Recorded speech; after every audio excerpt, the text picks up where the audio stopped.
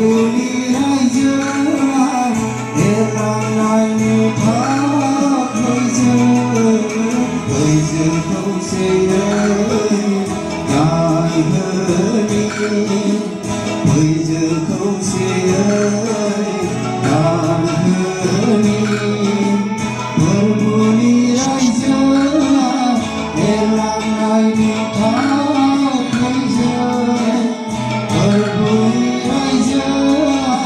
elang nai tháp bây giờ không sẽ ngài hỡi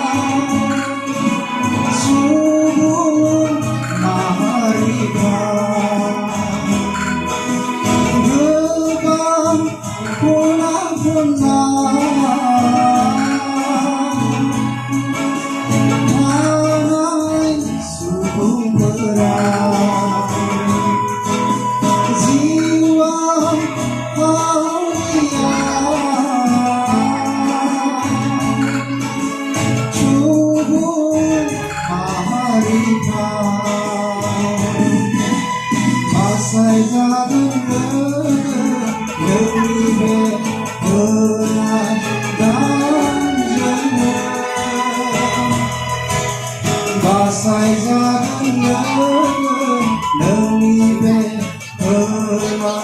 đón dẫn bây giờ không sẽ ta bây giờ không sẽ ta Buli raja elang nai tháp bây giờ Buli raja elang nai tháp bây giờ không sẽ ngài hỡi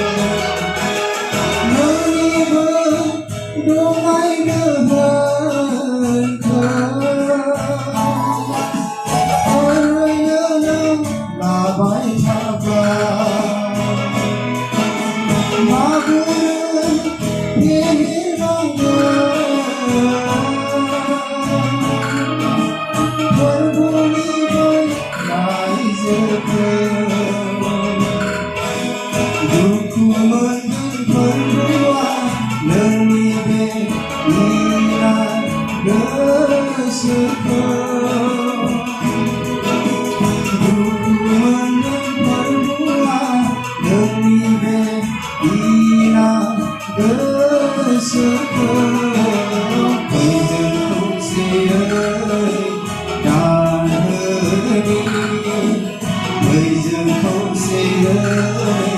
đàn